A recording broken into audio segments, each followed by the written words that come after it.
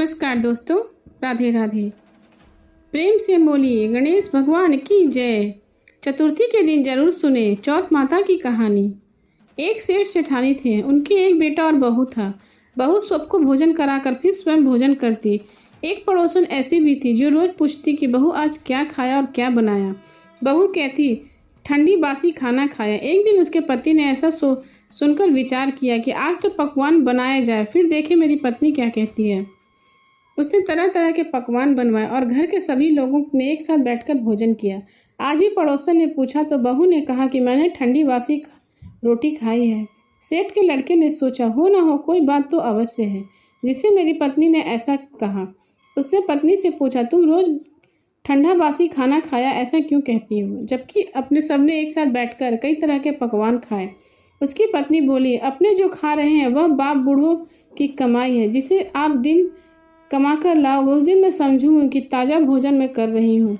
अब एक दिन लड़के की माँ ने कहा मैं एक बड़े शहर में कमाई करने जा रहा हूँ। माँ बोली बेटा अपने पास इतना धन है कि खाया नहीं जा रहा। माँ के मना करने पर भी बेटे ने स्वयं कमाने का दृढ़ निश्चय कर लिया और जाते समय पत्नी से कहा मैं जब तक कमाकर बहुत सा धन लेकर ना आओ तुम चूल्हे की आग मत बुझने देना।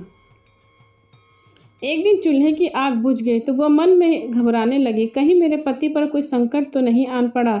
जल्दी से पड़ोसन के यहाँ आग लाकर चूल्हे में रख दूं। ऐसा विचार करके पड़ोसन के यहाँ गई। वह पड़ोसन चौथ माता का व्रत पूजन कर रही थी। पड़ोसन ने कहा थोड़ी देर में आकर ले जाना। बहू ने पड़ोसन से पूछा आप यह व्रत क्यों कर रही हैं, इससे क्या मिलता है।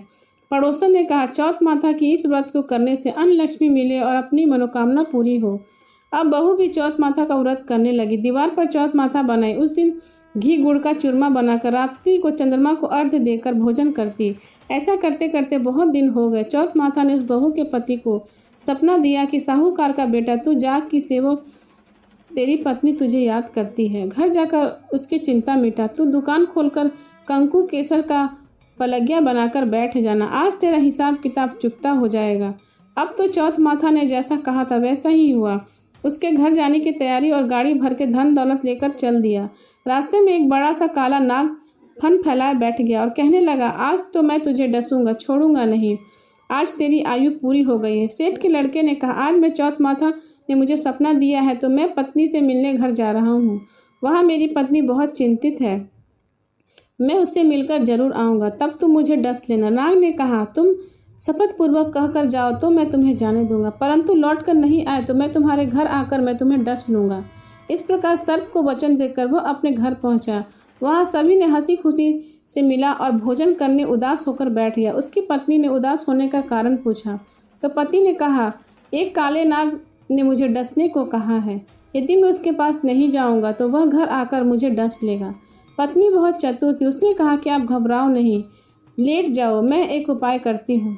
पत्नी ने कमरे की 7 पेड़ी धोई। पहली पेड़ी पर रेत, दूसरी पर इत्र, तीसरी पर गुलाल और चौथी पर फूल, चौथी पर कंकु केसर, 5वीं पर लड्डू पेड़ा, 6ठी पर गादी गचीला और 7वीं पेड़ी पर दूध का कटोरा भरकर रख दिया। इस प्रकार वह 7 ही पेड़ी सजाकर बैठ गई। आधी रात होती नाग आकर पेड़ी चढ़ने लगा। पहले पेड़ी पर रेत में लेट गया और कहने लगा सेठ की बहू ने आराम तो बहुत दिया पर वचनों में बंध कर आया हूँ तो डसूंगा अवश्य। इस प्रकार 7 पेड़ियों पर नाग आराम करता हुआ और कहता हुआ डसूंगा जरूर कमरे में जाने ही वाला था कि चौथ माता ने विचार किया कि मैं इसे नहीं बचाऊंगी तो संसार में धर्म कर्म और व्रत पूजन कोई नहीं करेगा और किसी को कोई मानेगा नहीं।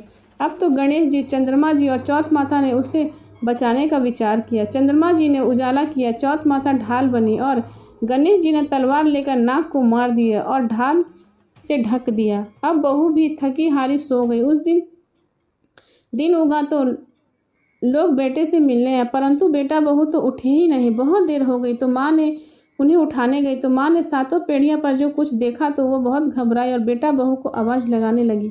बेटा बहू उठे तो देखा कि एक ढाल तलवार वहाँ पड़ी है और ढाल उठाई तो काला नाग मरा हुआ पड़ा था। बेटा बहू ने सोचा कि आज तो धर्म कर्म ही आड़े आएंगे जो भगवान गणेश जी और चौथ माता ने अपनी रक्षा की है। हे चौथ माता, आपने जैसे सेठ के बेटे बहू की रक्षा की वैसी सबकी करना माता। बोलो चौथ माता की जय।